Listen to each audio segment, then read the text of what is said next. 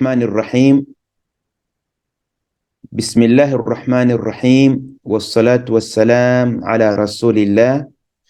Sisters and brothers, Assalamu alaikum wa rahmatuhu wa barakatuhu.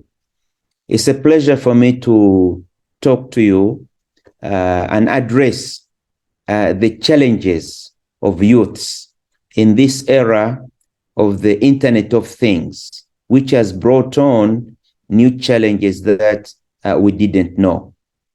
But before I go into the challenges, I want to define who a youth is, so we know what we are talking about. And this is not my own definition. It was Maulana al-Maududi who defined a youth as someone with the three characteristics. The first characteristic is that a youth is someone who is open-minded. That means the youth will listen to all ideas. Whatever is in the market of ideas, the youth's mind is open. Older people have already made choices. When you start talking about certain things, they say, I'm not interested. They don't listen.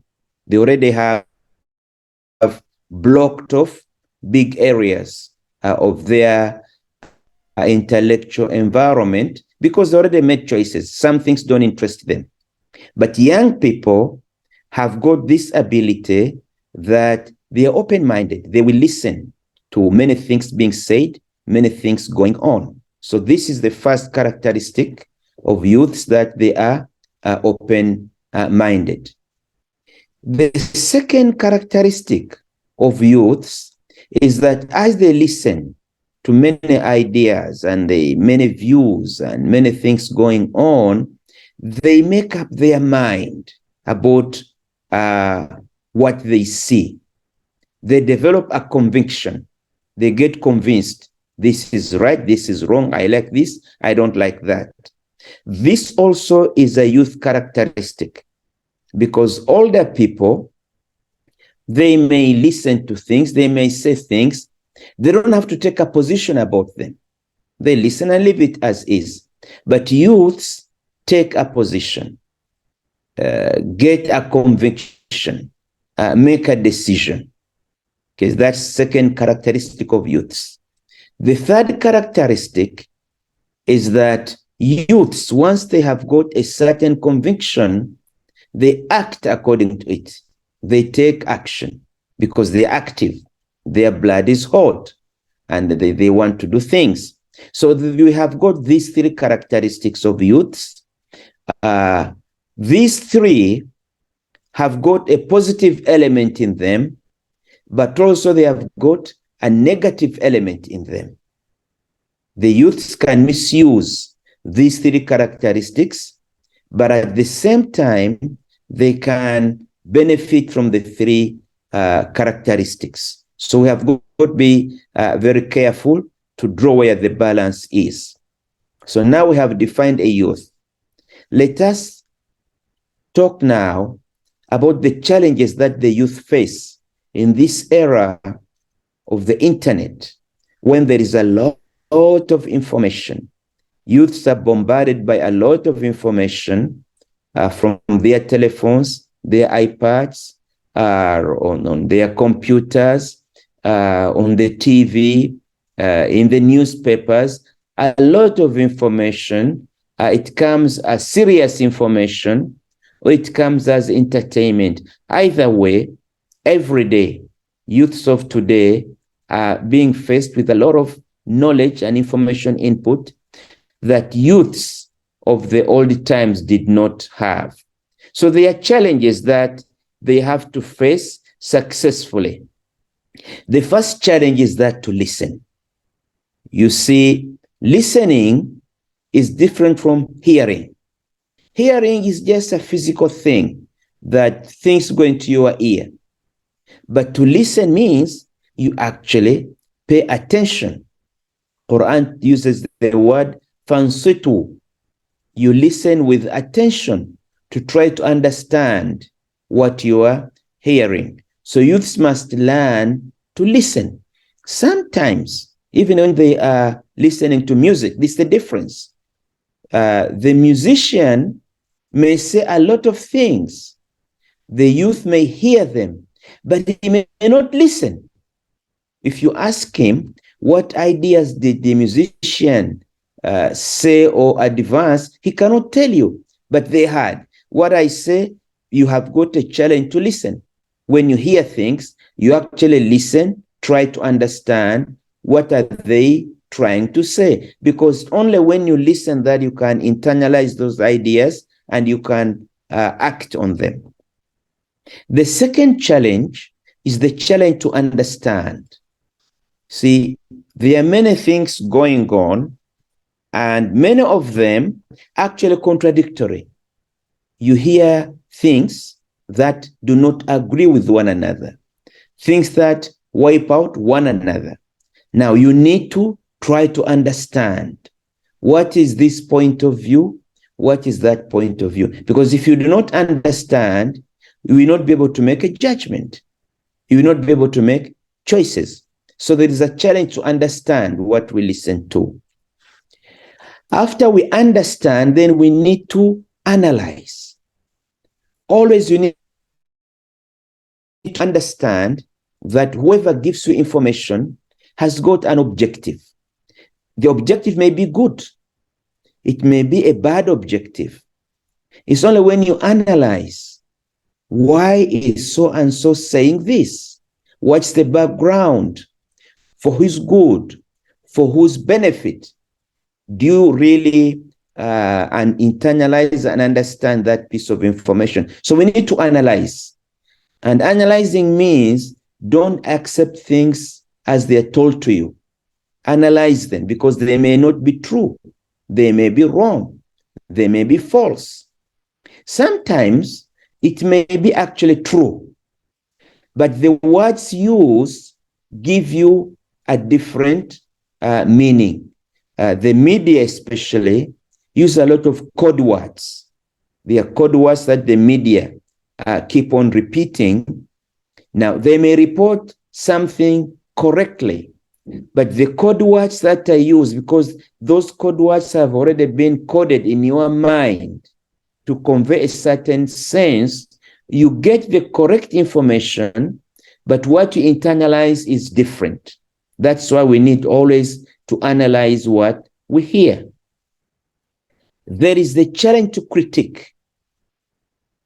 After you analyze what you hear, you need to critique it.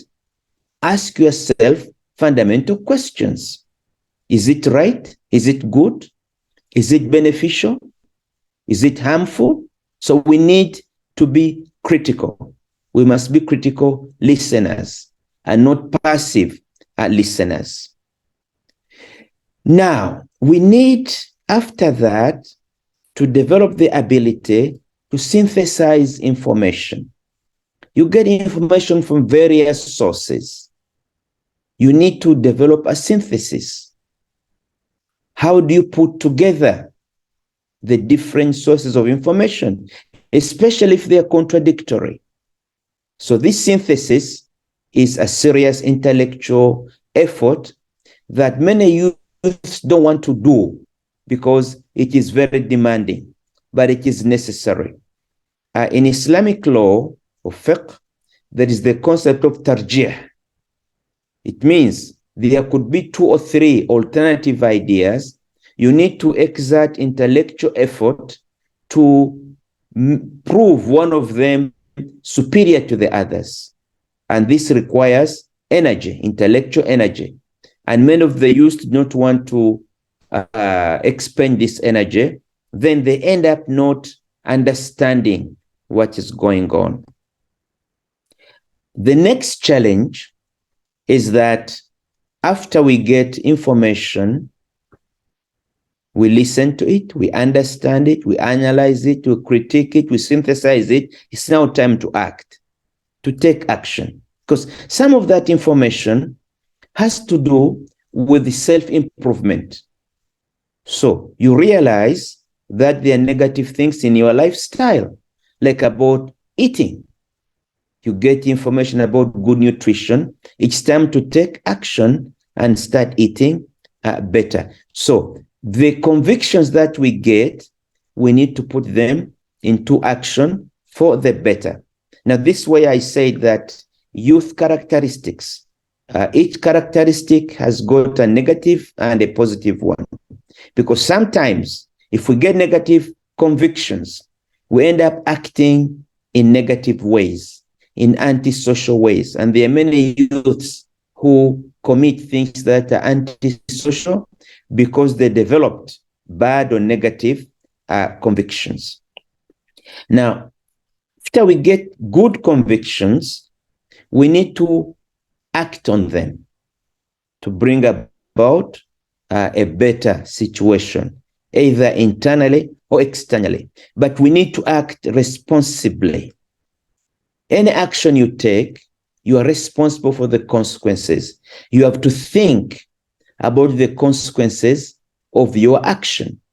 So when you think about the consequences, there are many actions that look reasonable, but you do not do them because you are a responsible person.